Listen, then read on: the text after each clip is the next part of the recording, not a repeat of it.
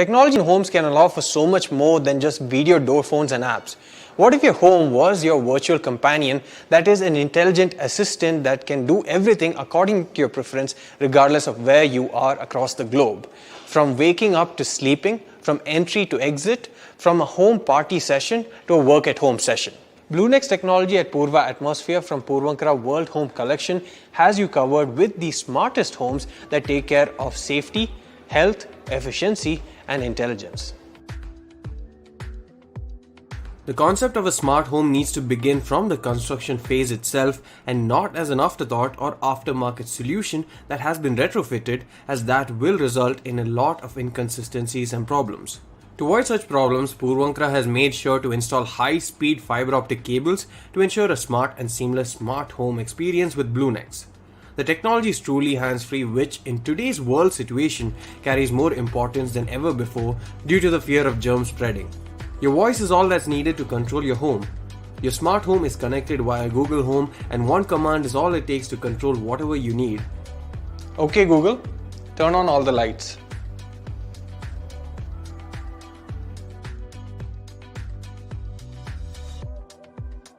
But with that said, you don't even need to give commands, as BlueNex is smart enough to know your likes and automates most procedures. For example, once you get up, the geysers can automatically be timed to turn on, and the bathroom lights also turn on automatically thanks to motion sensors, which are also available in the foyer. You can control everything from lighting to the curtains to the geyser, as well as other smart appliances in your home by using just voice commands and the application. One of the advantages of home automation, for example with the bathroom lights that turn on and off automatically, is that it's eco-friendly and also prevents any bill shocks. The AC temperature can also be regulated automatically based on your preferences. Okay Google, turn off the AC. Turn on the AC. Alright, turning on the living room AC.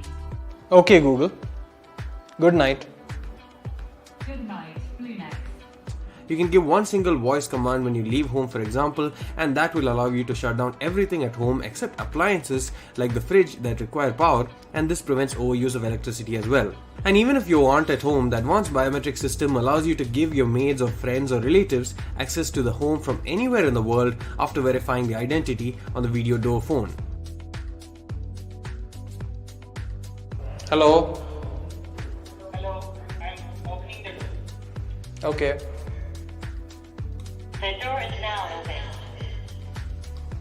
The kitchen tap is a friendly and safe place to obtain drinking water thanks to the advanced filtration system, and you even get gas leakage detection. Regardless of where you are, you have access to the same high-speed Wi-Fi thanks to the built-in Wi-Fi boosters, and this also means that you get access to the plethora of information that Google can provide you, such as traffic and weather updates, access to your favorite music, and more. Okay Google, set a timer for 5 minutes. Sure, 5 minutes. Okay Google, play Purva Atmosphere videos. Okay, playing Purva Atmosphere videos from YouTube on Living Room TV.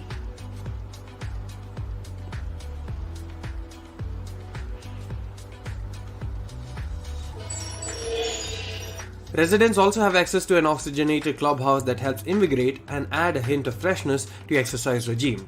Another important aspect is that all the while you also have traditional keys and switches and knobs that work at any time. They function as a backup or as a method of interacting with your home, especially for the less tech-savvy folks such as the elderly or your guests who may not know all the commands and controls. One of the main advantages of BlueNex compared to other third-party solutions that you can get on the market is the seamless way in which the entire system works with each component, and also continued safety and update procedures that wouldn't happen unless someone created the entire system as a single functioning unit rather than a sum of parts. Puravankara has bundled so many features into BlueNex that it becomes somewhat of a rarity even in the Western world. The experience at Purva Atmosphere is something that really needs to be seen in order to be believed, because it definitely does change your lifestyle for the better. These are just the tip of the iceberg in terms of what advantages that BlueNex can give, but at the end it does make your life a whole lot easier, a whole lot faster, more energy efficient, and most importantly, it converts your house into a world-class home.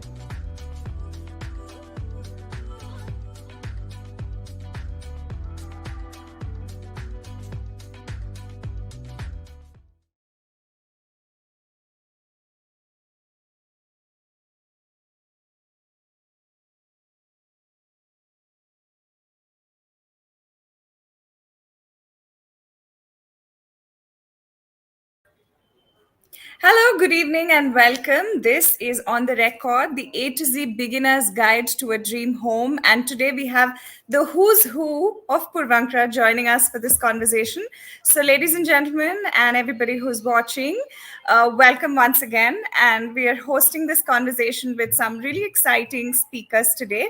And we're going to be decoding what it takes in terms of, are you looking for a home? Is there something that you want to understand? So what does this person who's looking for a home, or what does the buyer really look like?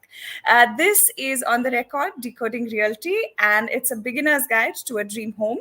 Joining us, we have Abhishek Kapoor, CEO. We have Minol Ajekar, Comms and CSR Head. We have John S. Vijay Kumar, who is our legal head, and we have Abbas Ali Ukaboy, who's our head of design. So if we can have all of our panelists lined up. Okay, so that's our Power Pack panel for the day, and we have a series of questions that we're going to walk you guys through. I promise to be kind and nice to all of you, but this is an exciting conversation because the world around realty has changed so much with the pandemic and with everything that has happened in the last couple of years. And the new home buyer is new, exciting, interesting, and of course, layers to be peeled on that one. So, how would you all describe today's home buyer? And I'm going to start with Abhishek, and then we'll come down the row. And we'll, of course, look at also making this more engaging by presenting to you all a case study. And I'm going to ask you all questions in context of this case study. So, we have you all respond to that. But in one word, I'm going to ask you all first to describe the new age home buyer. So, Abhishek, with you, and then we'll go down the just one word to describe. Thank you, Shreya. One word is a tough one because the buyer is so evolved now. So I would say evolved is the right word for them. And when I say evolved, I mean quite a few things. He's well traveled. He's very well aware in the sense of what is involved in terms of taking the decision, and he understands his aspirations very well. So, when he travels the world, he aspires to see a particular kind of product, and therefore then he goes to a particular kind of brand to buy from, and he looks at technology very differently. He looks at the whole purchasing decision. So he's extremely evolved is one line answer, and I'll stop at that because you gave me only one word to answer it. Yeah, well, that was a succinct evolved, but Minol, moving to you, if you can tell us in one word, and then I'll come to the case study. Hi, Shreya. Thanks for that. One word is really, really hard because the buyer, like the home, has many facets to her. She's a multifaceted buyer. So I'm just going to say that she knows what she wants, and you can't play around with it. Okay, so Abbas, over to you. Okay, again, I will share like everyone else the same problem. One word is a problem, but from whatever we've learned of them, I find them ambitious, aspirational, very well exposed.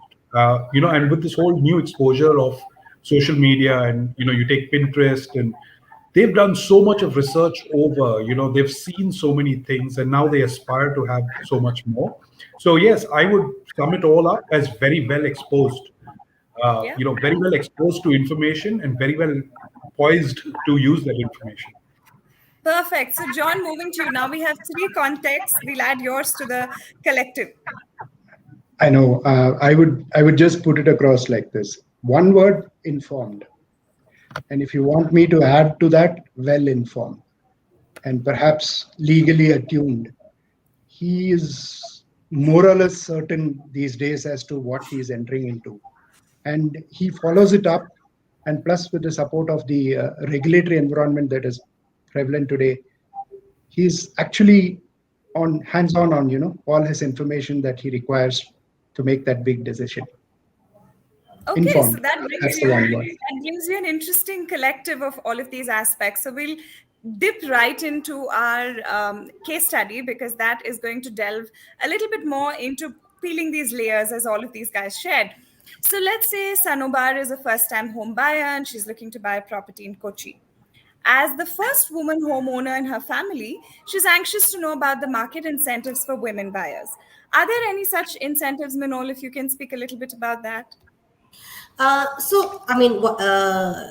buying has its own rules and regulations, and they change from state to state. So there are things like stamp duty and GST, which vary across depending on which state you want to buy. But it's different in Karnataka, it's different in Maharashtra.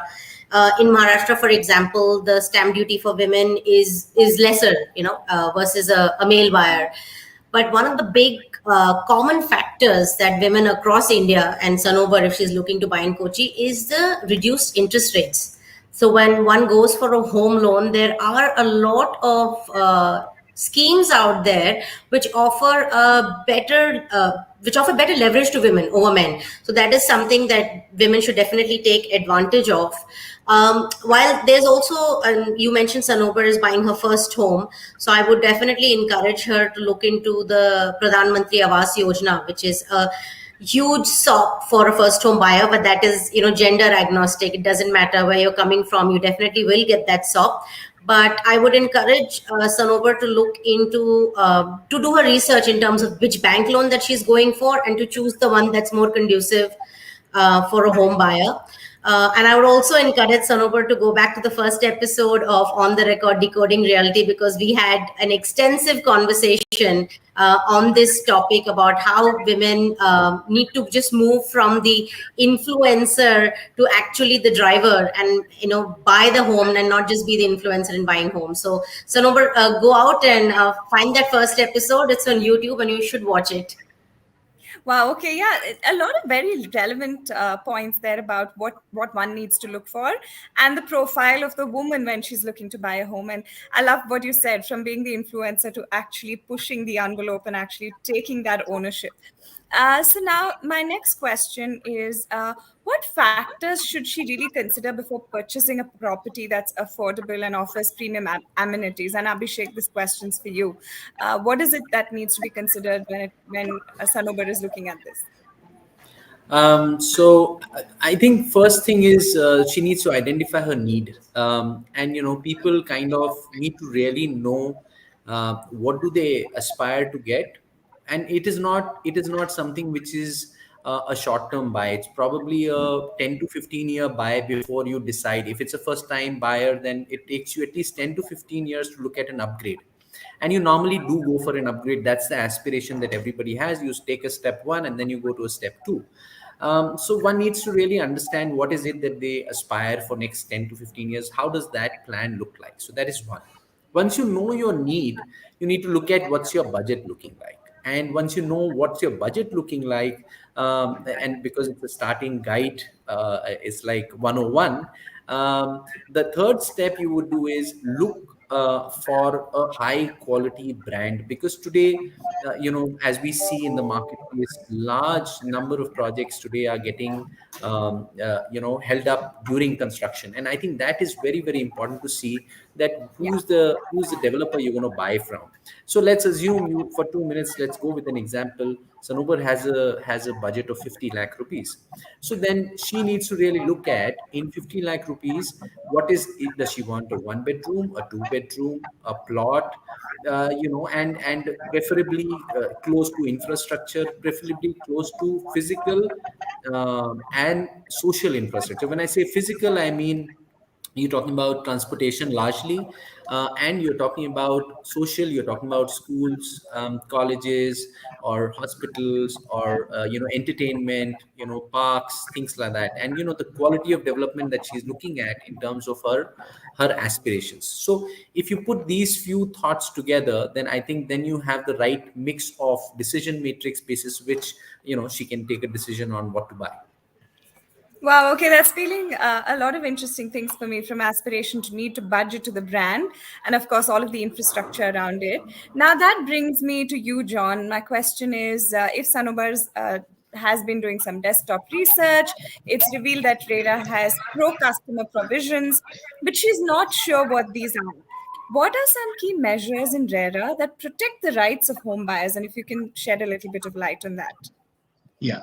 So the law doesn't discriminate. It's the same for all gender. So the information is out there, because any new product that comes into the market today requires mandatory registration with RERA. It also means that all the information is out there for the person to make a study, assess, make that choice, and there are multiple choices available depending on what her requirement is. But that information is already out there even before the product is ready for launch. So she can go in there, check all the information, including the past history of some of these developers in terms of delivery. Have they delayed? Have they delivered on time? A full study can be made sitting at home, opening a laptop or a computer, and make that decision easy. Apart from that, I would say that today, since May 2017, we have come within the regulatory environment, and from September, I think end of September, it's fully active.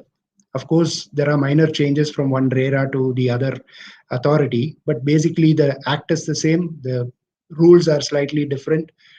I remember the time when we were faced with a situation where some of the legal authorities in this country felt that all the developers are having identical agreements, and therefore there is no choice for the purchaser.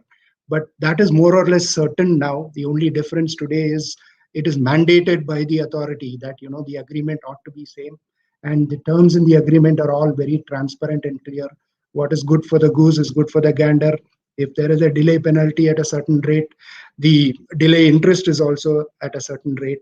So all of this is fixed. Apart from that, the customer can be peaceful today, far more peaceful, because there is an eagle that is swooping around and watching the developers. So the customers can be rest assured that within the regulatory framework they are totally protected.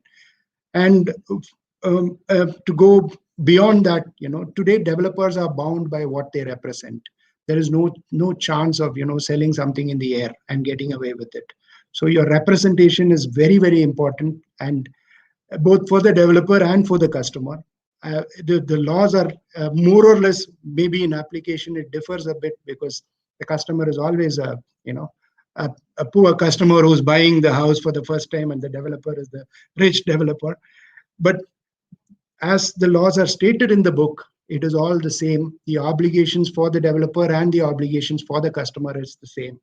You have to pay on time, and I have to build on time. So these are protections that are inbuilt within the system today, and the customer can relax knowing that there is a regulatory environment that is going to protect her all the time. Okay, great. Talking about choices, talking about, of course, the RERA and protection that it provides, checklists, history, so much more there.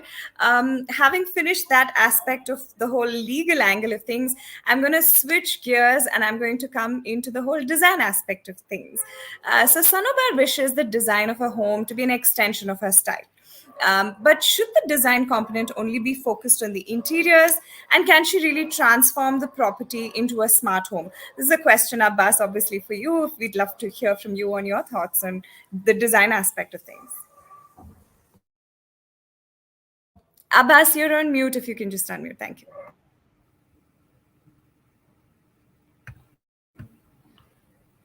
I hope you can hear me now, Shreya. Right. So I'm glad you bring up that question. I think, like the saying goes, form always follows function. And I think it's equally important for Sanobar to identify functionality and, how the new house will function towards her lifestyle needs. Not just from an aesthetic perspective of how it should look or what are the style ideas, but more importantly about how it functions. So, like we go about most tasks, it's ideally a checklist of what I must have, what I should have, what I would like to have. You slowly narrow it down per se to a budget, but there are negotiables and unnegotiables, and that's the idea. Today, in today's day and age, I think it's very easy to integrate it with smart furniture and smart ideas of smart living and lifestyle.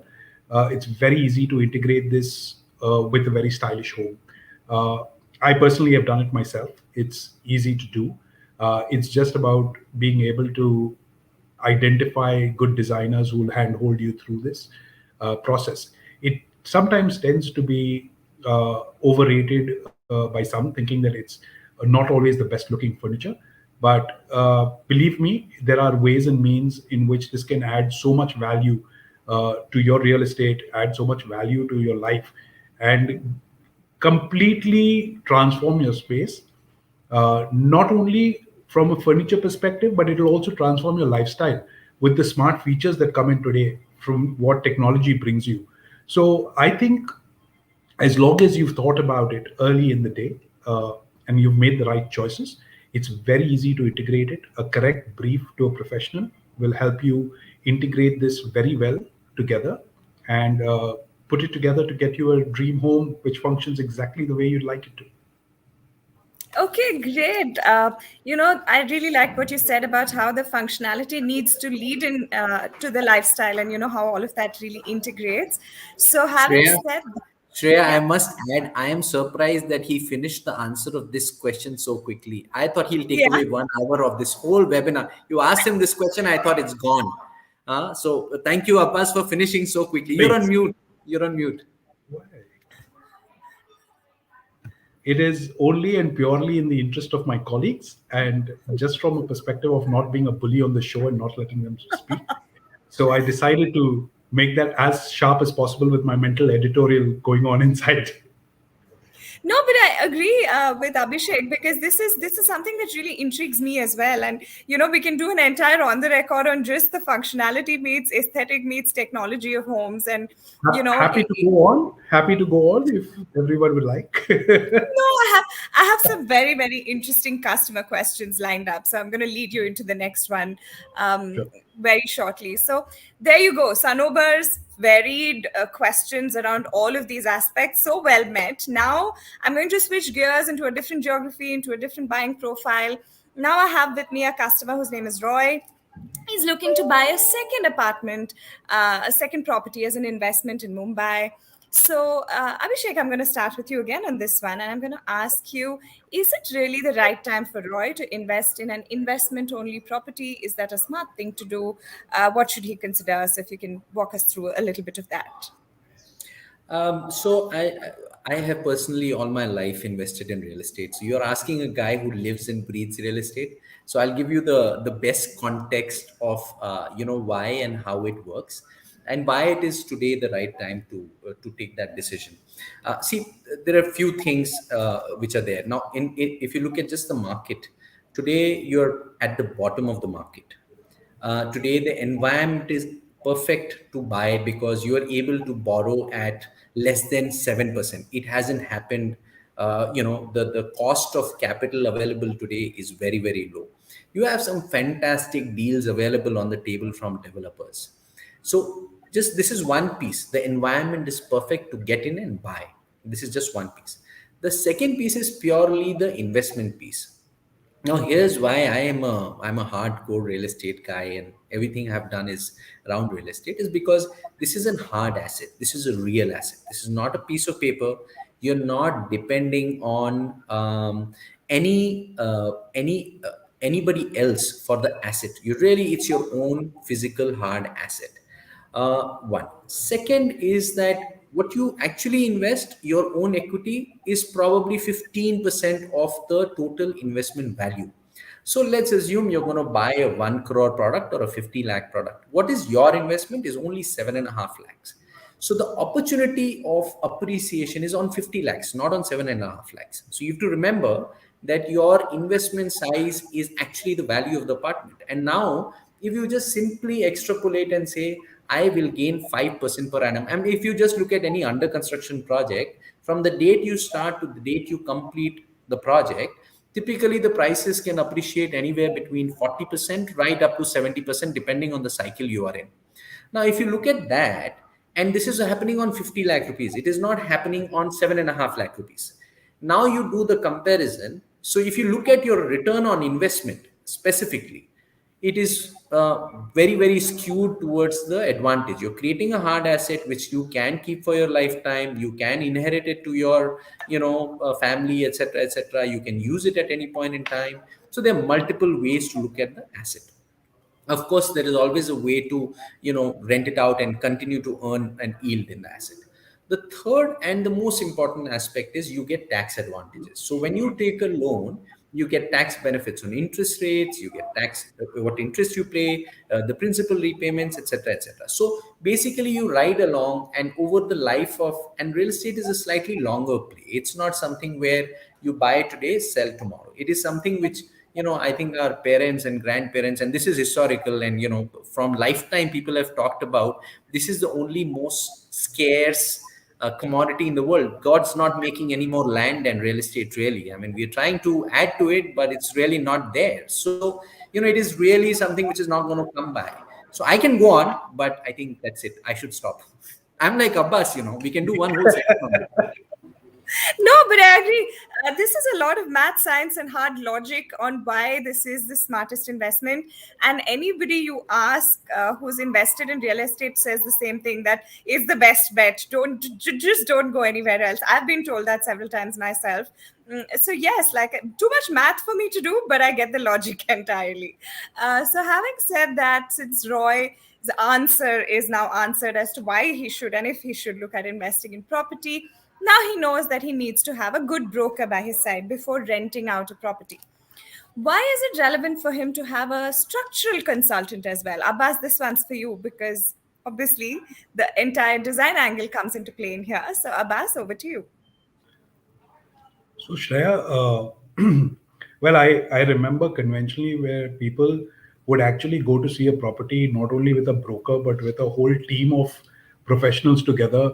He'd have his architect, he'd have his interior designer, he'd have a structural consultant, he'd have a whole gang that would go in just to see a property. I think in recent times you're seeing a slight decline towards that, because you generally now see more and more of people who go towards branded developers.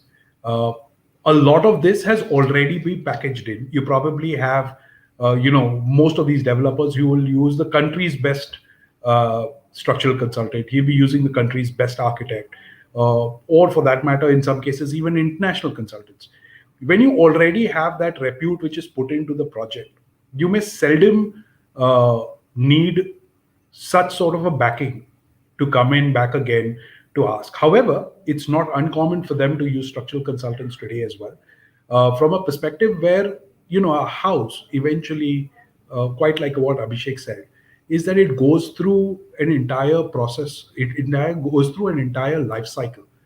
When you're going through this life cycle, your needs change. The way a family lives today from the way a family lives 5 years, 10 years, 15 years down the line, the same time needs change. When needs change, you will go into wanting to make changes in the house. You'll want to go into making and adapting your house. You can't go out again and start that whole search again for various other reasons. However, you'd like for your house to adapt to that.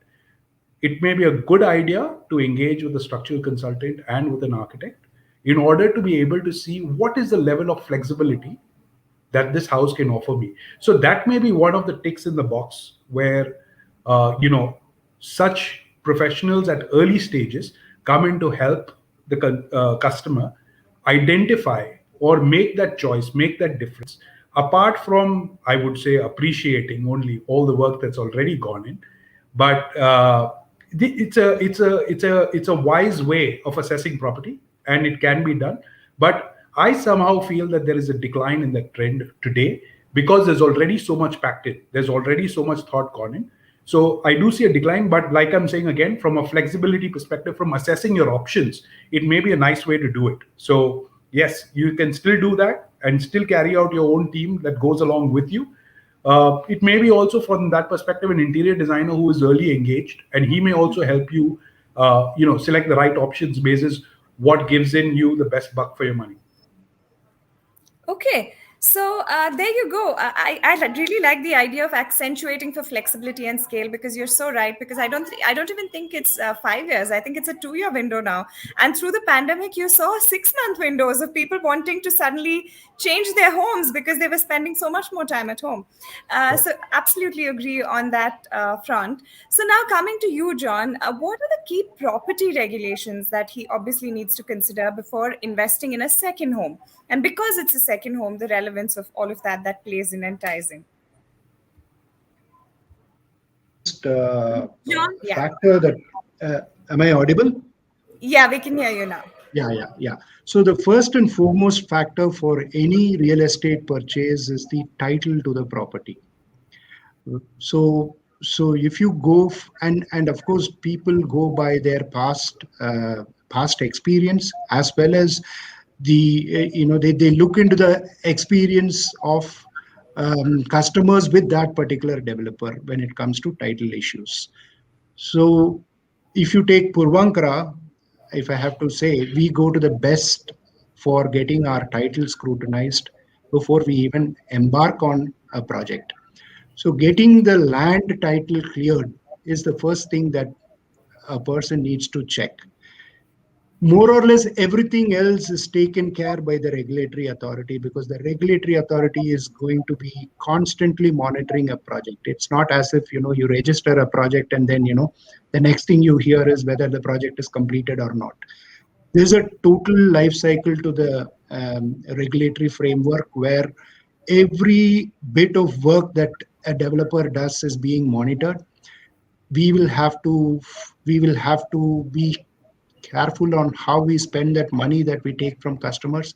It goes to a dedicated account and it gets spent from that account for that particular project. Now, prior to 2017, if you look at stories all over the real estate industry, it's about getting money and investing somewhere else. Those things don't happen these days, because you need to have a dedicated 70% fund going into for that particular project.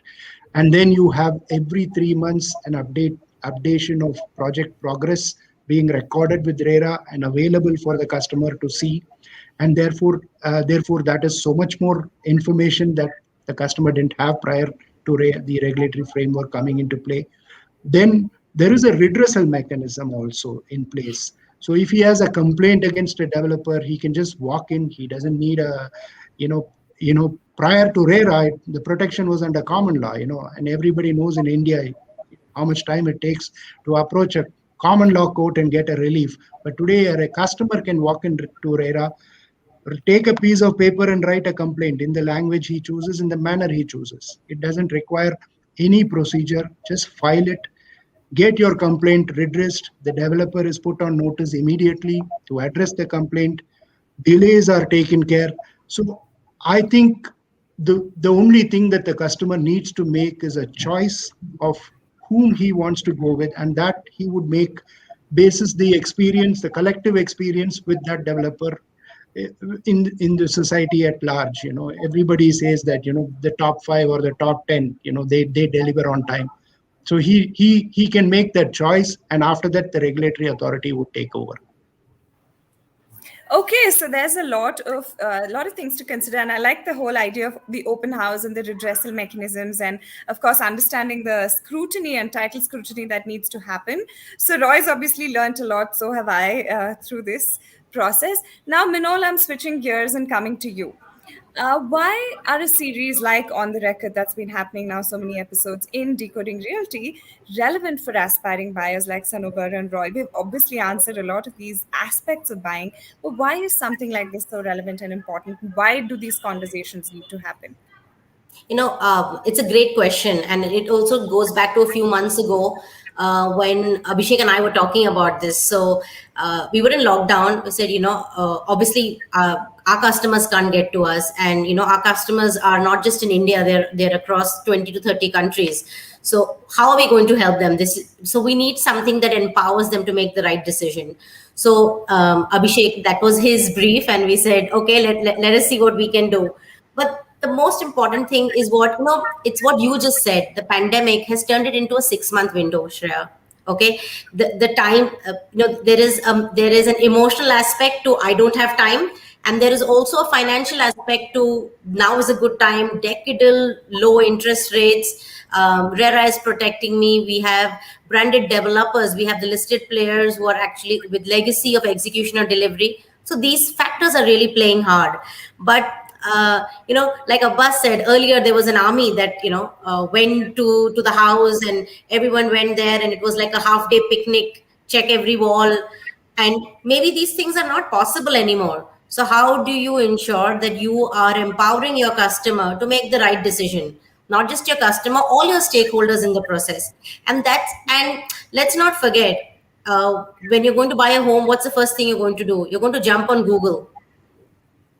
Yeah, you're going to look for information on a digital platform. And 70% of India is millennials. 60% of our buyers are in the millennial age group. They are definitely going to be looking on the internet. They're going to be seeking out platforms like this that give them credible information, that give them information that they need. And they have experts like John and Abbas and Abhishek who've been in real estate for decades, telling them that it's not rocket science. It's just a little bit of research. It does take a village. It does take a village to make the decision. It just does take a village to help you buy that house. But people like us are here to help you make that decision through these platforms. So that's why on the record, and that's why I named it Decoding Reality, because real estate may have this reputation of being the big bad wolf, from thanks to films and tropes like that. So here we are undoing that perception and saying it's a corporate sector. You can get all the information you want, and you can get it on transparent platforms like this. Well, I'll just add something, Shreya. Yes, go ahead. This is one conversation which is very important for. So here, the idea of this whole series, and this will continue. The objective of the series is to share our experience and understanding of the business, and we get all kinds of people from different spheres of the sector to give that knowledge. Because you look at any other sector. People are aware, and I have been in this industry now for more than 2 decades, and I've realized that when I started my career in the business, it was completely opaque. It was very difficult to get right information. Even today, people look for advice from people who have experience and who are in the sector.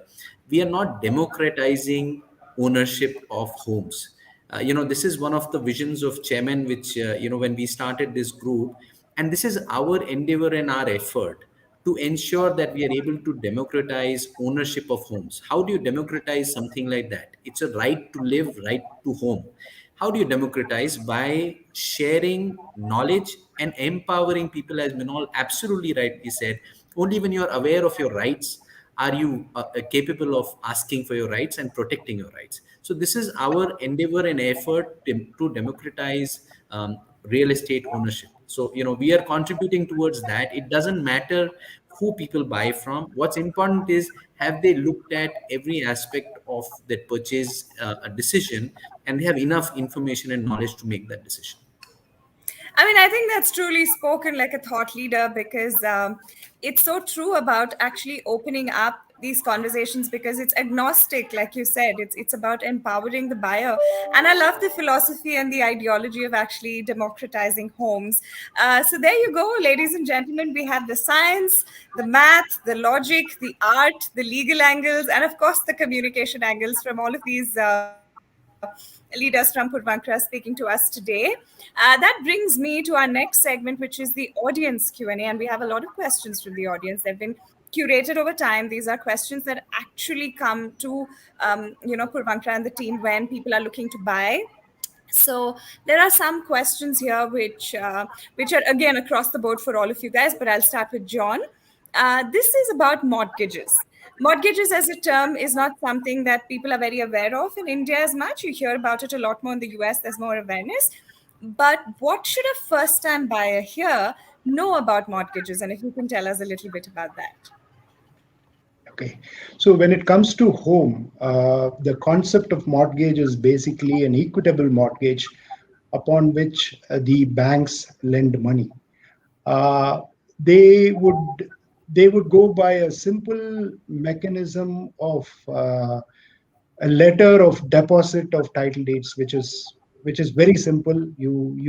They get the document of title, they keep it with them, and they lend you money. You go to a bank, he lends you money, he keeps your original document, and then he gives you a scheme by which you would repay the money back along with interest. And at the end of it, he would return back the document to you. Now, this is exactly what a mortgage is. and all home buyers in India go through it. People who go through banks go through this process of mortgaging it. The other factor is sometimes these mortgages do get registered as well, but not no, the fact that such a mortgage has been created. Sometimes the bank would insist on a registration process, which would register that letter that I mentioned, where all the title deeds are listed down. So that letter also gets registered in the registrar's office, just as a public notice to others that this property is mortgaged with this bank, and so that there is a protection for the lender. This is the long and short of what a mortgage is, and all banks do that when they lend money. Okay, so Again, great. you're asking questions, Shreya, that Yeah. can take away one hour of yours. Huh? I'm surprised again that John, he finished mortgage. He can write a book on mortgages. So if Correct. you I really didn't want go through the advice on various mortgages, types of come to- mortgages. Yes. Yeah, you can come to John and he'll write a book for you and give you. It can be like a 5-hour session, not even 1 hour. So They have Abhishek, always they have all Go been ahead, go ahead. sufficiently warned to keep their dialogues very short. So I think it's working. Thank you. I think my warnings helped. I think my idea is to actually just start scratching the surface now and to continue the On the Record series, because it's as much of a enlightening session for me as it is for everybody else who's listening. So yeah, I think we should look at doing a lot more of these deep dives into more of these conversations for sure. Okay, so that brings me to the next question, and this is something that's right up my alley. It's something that's very close to my heart. And Abbas, this one's for you. What is the scope of green buildings? Are they really feasible? As somebody who understands sustainability and has been in that space, I know the impact that it can have. And if you can walk us through a little bit about green buildings and what that entails. Sure. Shreya, this green building has been around for a while now. I think it has been very well adapted in the commercial market. If you see commercial assets, uh, a part of the selection criteria as a basic hygiene check is about how is it sustainably scored. How does it score in sustainability? How does it score from a perspective of its responsibility to the environment? However, you don't see that, and that's possibly also because of the presence of corporates and the requirement for them from you could rather say global obligations, or just their perfect corporate presence and aspirations to be where they need to be from having being conscious of the environment. All right, apart from them, of course, keeping their opex in check and things of that sort. On the residential market, you will see that it isn't so prevalent, but I want to say that this is how it will be in the future. It is a very, very important aspect that is slowly gathering steam. It is slowly starting to make a big movement. People are very conscious with the global trends, with the understanding of whether it's global warming or the impacts on the environment, and we all know what kind of impacts are there. We are conscious. We feel equally responsible in order to ensure that our planet is safe and our planet is available and the resources are available for future generations to come. And I think each one of us have this responsibility and obligation back towards. Uh, from our market perspective and from the country perspective, it is yet to gather the kind of steam that it has in other global markets. In other global areas, you will see that properties are identified with a scorecard basis their hydro and their power, and that's a particular rating. That rating itself is a decision making for a customer on whether he should choose that property or not. You will slowly see that coming here as well, and that itself will automatically make people, it's a mechanism in order to make sure that your products automatically are sustainable, they are automatically moving in that direction. So yes, right now you have the will to exercise whether to do those practices or not, but I feel slowly and steadily somewhere or the other it will be mandated, because that times are tough, times are changing, our environment is already in question. From that perspective, I think we will need to make some very bold steps, and you will see these steps coming through. They will always be in the interest of the consumer from a perspective of keeping OPEX in check and keeping, safer, healthier things. There are a lot of bodies that have come in, well being one, which is, one of the most recent ones, which makes sure that it takes care of not only just uh, power management and sustainability as such, but it looks after the entire well-being, so to speak, of people who are residing in that. So I think there are great things that are up our alley as far as this is concerned. Is it easy to integrate? Yes, it is. It requires a bit of extra effort. You will see that taking shape anyways. But I think it's something very important, and I think we at Purvankara, with Abhishek's support and the leadership support over here, are definitely starting to move in that direction and move in a direction where we want to be responsible for what we're putting out there. Absolutely. I must add, in last 20 years, we have seen a lot of change in the way buildings were designed and constructed. If I look back in my career when we started to today, um, everything, and probably Abbas can throw much better light at it. But the fact is, what is the movement of the sun? What brings in the light? What brings in the breeze to bring down your cost of power?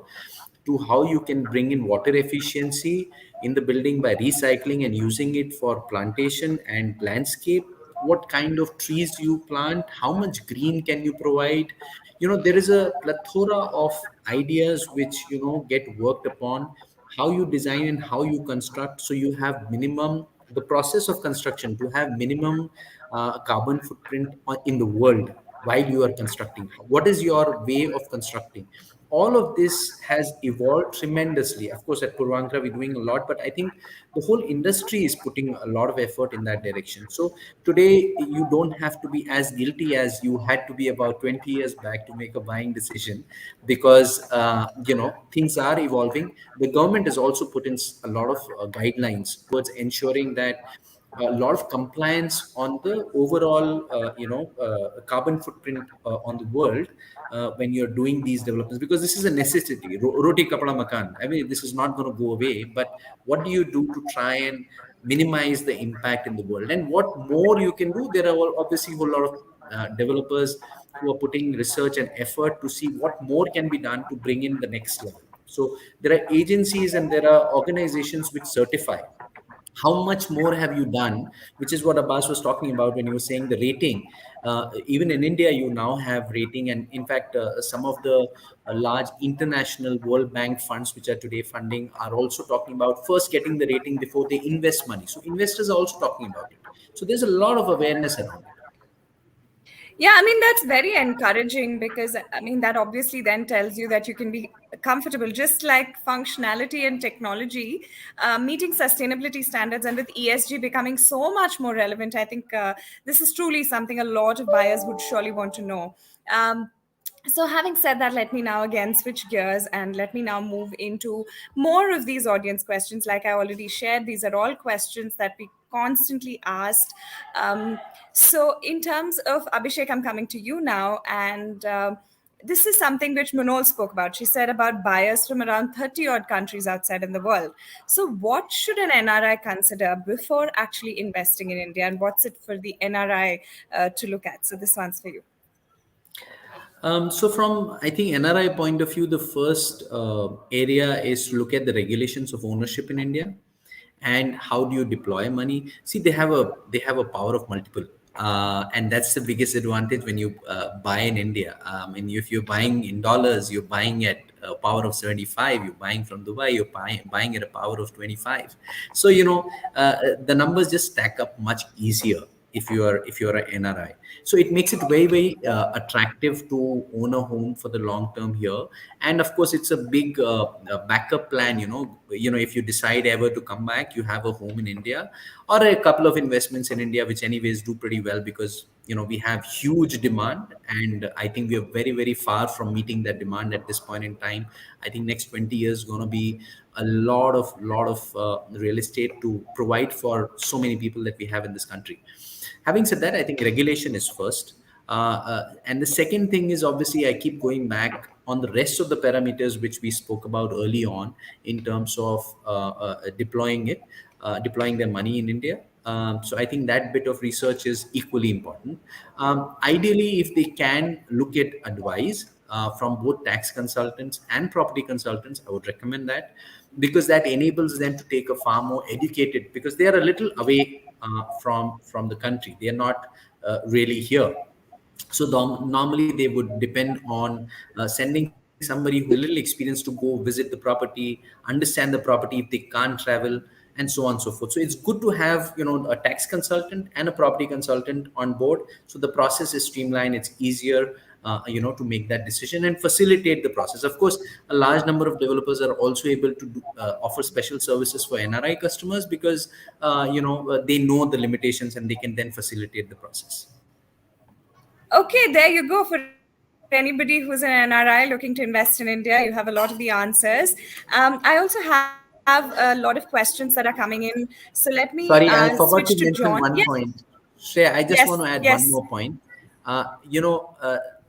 Banks approve projects. So if you have a bank approved project for funding, that is a big advantage, because that makes sure that title and so many other compliances other than RERA itself, which you anyways will check, is ensured. So a lot of these NRI customers do have banking relationships in India, and they are and if they have the same bank which is also giving them the money for loan, for example, or to just evaluate the property, that's another aspect that one can look at. I just wanted to add that, because these are if I was a NRI, if I was to look at it, these are the touch points I would look at and see whether I'm comfortable buying a particular property, because the developer is listed and the project is listed with my bank or not. The broker is there, the tax consultant and lawyer is there. So it just enables me to complete the whole picture. Okay, so there you go. The entire enabling ecosystem that actually empowers the NRI to buy a home in India. I have a lot of questions, and these are specific and coming in from the audience. This one's for John. There is a feeling that RERA is geared towards developers more. What do you have to say? And this is a question from Shiv. So, John, this one's for you. It's an interesting question. I don't know where that is coming from, but it is always geared towards the customer. And the proof is probably with Abhishek, because I walk up to him every time saying that, we need to pay so much, we need to do this, we need to do that. RERA has passed this order, that order. In fact, I would say that, this is a legislation that is flowing from the consumer protection angle. See, today the customer has got a choice to go before the consumer court or to go before RERA. The only difference is the time. The consumer court perhaps takes a longer time for a resolution, but the RERA takes not more than 3 months or maybe a couple of hearings and it is over. It's all summary hearings for redressal. And I would feel that it is the other way around. The developers face a lot more. I would give you an example of a particular project where I'm supposed to develop within a time frame, and if 100 customers of mine decide that they would not sign up agreements and they would not take the project forward after making the initial booking amount of 10%, I'm at loss, because I can't take the project forward. At the same time, I'm answerable to those customers who have paid me in time. There is no situation more complicated than this before RERA. Now, RERA has to take a balanced view here. But most of the times, when orders are passed, it is always favoring the customer. There is a rare one-off order that goes against the customer. But if you take the history of all orders, and it's for everybody, it's open. You just have to open the website and look through the orders that they have passed in the last 1 month. The statistics is there for everybody to see. So I don't agree with that view that they are more towards the developer. So I mean, we struggle with this every day. So that's busting the myth. That's busting the myth. That's perhaps like the Google doctor, there's a Google realtor. There are a lot of perspectives that are building up. So that one for sure busts that myth. The next one, Minol, is for you. Does sustainability play a role when you plan large projects? And I think the answer is almost already spoken about, but we'll still come to you and then we'll come back to the next one. Sure. This is something I feel very strongly about. I'm in this space as a you, Shreya. You've been for a long time. There were little things that I learned after I came into real estate that I didn't know. When you plan a property, the building code that, the national building code that all of us are supposed to follow, it already has things that matter to us. It has things like rainwater harvesting written into the code. So when you plan for a building as a conscientious developer, we do that. It has things like your STPs, the treatment of the sewage waste. It has to be of a certain standard, has to be of a certain quality. So that's already written into the building code. A new variant, a variant in the building code is that to have X number of electric charging points in the parking basement, so that if you buy an electric car, it can be charged in the basement. So even me, when I only learned of these things being available, and that when I started working in real estate. So I'm sure there are a lot of us out there who don't know that when a building is planned, all these things and so many other factors that impact the community are already worked into the plan. And that's why, a theme of this series has been, everyone has been speaking about branded developers with delivery and execution history. They will stick to the plan. They will ensure that these factors the boxes are ticked. All these sustainability factors are written in, and not just, Abhishek spoke about investors wanting to invest in companies that are gearing for ESG and so on, but they're also consumers like you, like so many, and me, who actually will research a company for their sustainability footprint before they go in. So it's very, very important. And I can proudly say that I know that Puravankara follows the code. And if I can quickly take some more time and add one more thing, that of course we are all aware of CSR. We all do it. It's across sectors. For companies that are working in real estate and infrastructure like us, there's an added responsibility, which is called CER, which is corporate environmental responsibility. As you're aware, we get our building codes and permissions from the Ministry of Environmental Affairs. It's a central body. And now, for the past 8 or 9 years, every time that a building is approved, a plan is approved, that's not just for us, that's for everyone. The developer makes a commitment that's saying that I will spend X percentage of the total project cost towards sustainability in this community. So if I'm impacting something, I will ensure that I will give back, whether it's in terms of afforestation, it's in terms of conserving groundwater here in Bangalore. It is a problem. So all these factors will be done to a consumer satisfaction if they're going with branded developers. And I can happily say that because I head the section here, that we're doing all that and more. So it's another thing I can talk about for the next 7 hours, but I'm conscious of time, so I will stop talking. But I think consumers can be rest assured that we're doing the right thing. Absolutely. I think so too. And we had this conversation before, Minol, and I think it's kudos to the entire community, from consumers to the developers who are actually investing in this, because offsetting that carbon footprint has obviously become a lot more relevant in the times that we're in now. For Abbas, here's a question, and this is from Kalapa. If I'm someone who can't afford an interior designer, do developers also design the inside that's ready to use, and can one move in without much change? It's a simple design question, but has a lot of layers to it again. Absolutely. I think it's responsible for the developer to ensure that we deliver a unit which is habitable. So firstly, so that means that all of the services are taken care of when it comes to water, power, all of that is taken care of. Not only that, but it's also completely finished from a perspective to all civil finishes done, floorings done, toilet tiles done.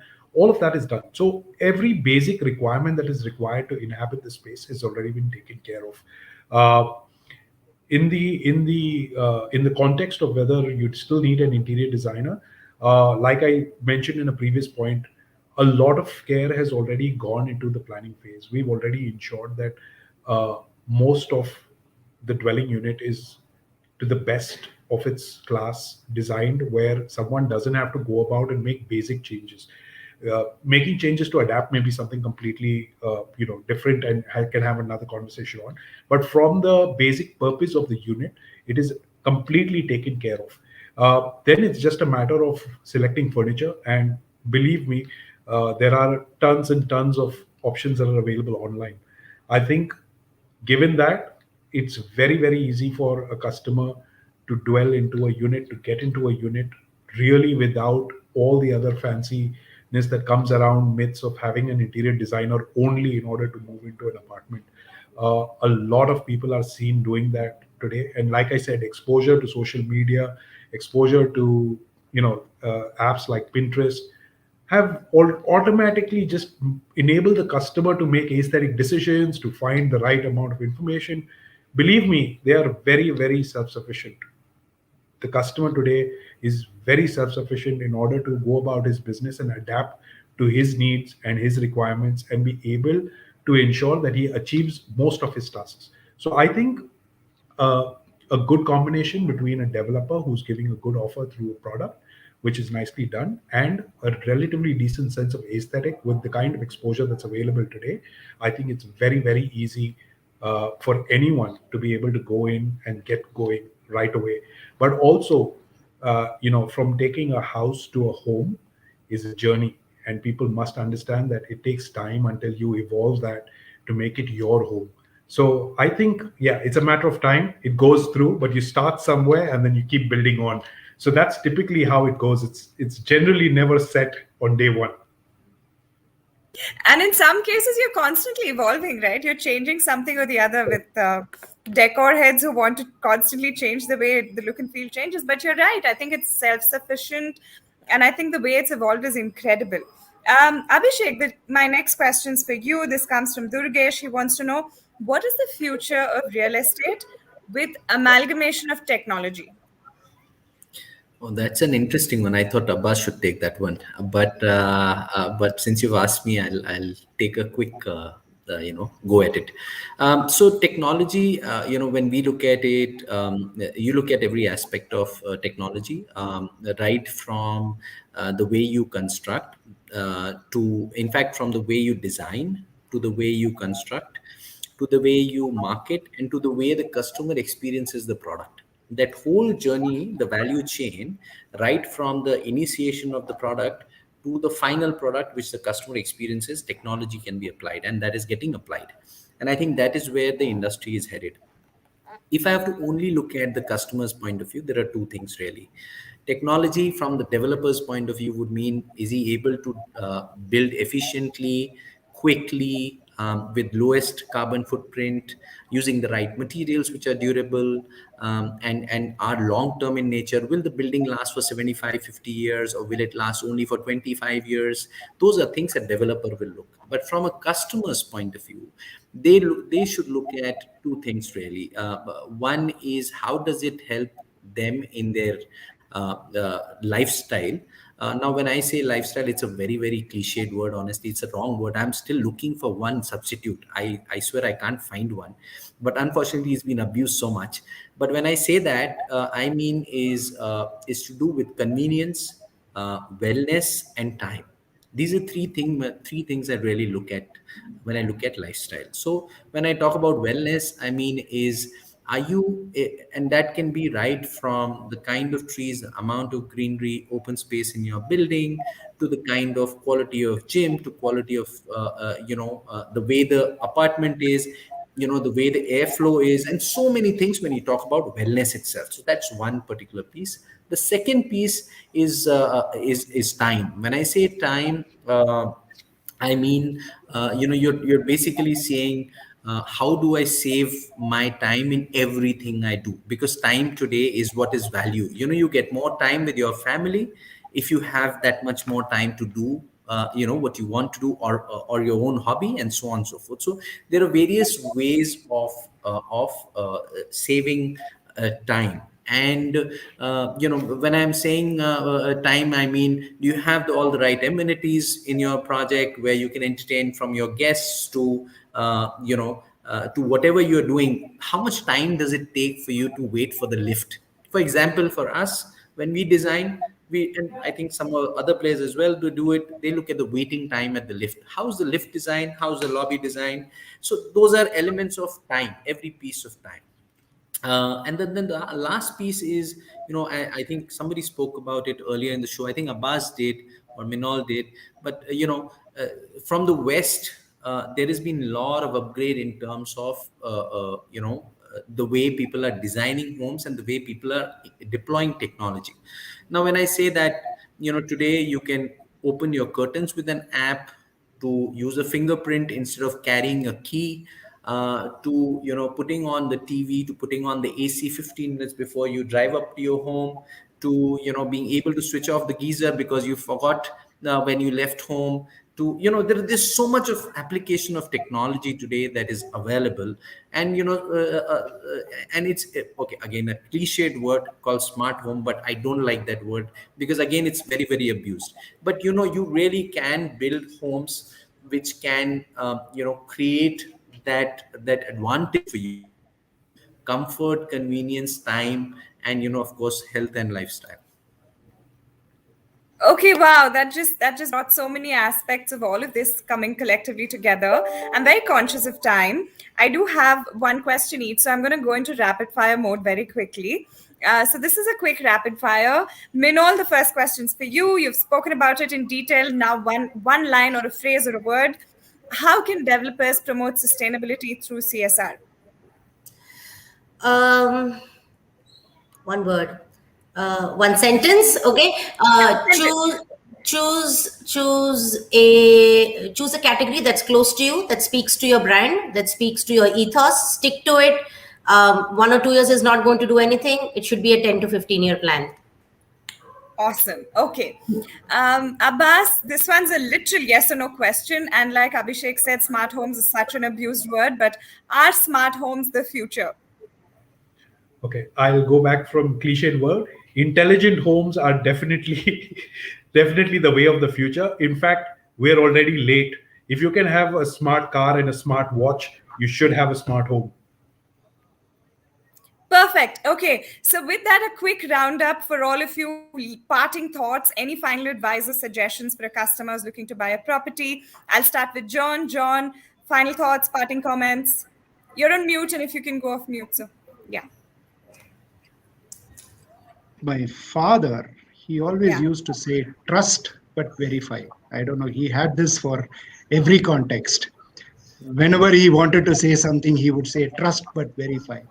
So I believe that the real estate industry has evolved from a point of trust to a position of trust and verify. So today you should trust, but you also have the wherewithal to go and verify what you trust. I leave that at that. Thank you very much for having me on the show.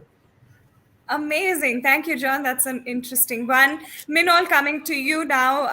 A phrase, a line, parting comments and thoughts. I've been calling this the season finale because we want to come back. So my only parting comment here is that we'll come back with democratizing homes, to use Abhishek's word, and we will come back with more knowledge that will empower our customers. We're taking a bit of a break, so we'll be back October, November, but stay tuned. And thank you, Shreya. Thank you for moderating this session. Thank you so much. My pleasure. Abbas, your parting thoughts, comments? My parting thoughts are design will always prevail, but in real estate, it's location, location, location. So while you're assessing your next property, please location, look into the design, look into amenities. More importantly, gauge the developer, trust the developer, and move forward. Perfect. Abhishek, closing notes from you, and that'll be the end of the show. Oh, I think my parting thought is this is the best time to buy. Take a decision. Don't sit on the fence. This is a good time to go out there, do your research, watch shows like this, and go out there, empower yourself with information, and go out and buy. Great time to buy. Awesome, perfect. So many insights, so much that we had today packed into this 1 hour, a couple of minutes session. Thank you so much to all of you. Thank you for joining us. Thank you for speaking to us. And thank you for giving our audience all of those slices of how to look and buy your dream home. So, with that, that's it from us on this segment. Like Manoj said, catch you on the next one. Thank you and good evening. Thank you, Shreya. Thank Thank you you. for Thank having you. us. Thank you. Bye bye. Bye-bye.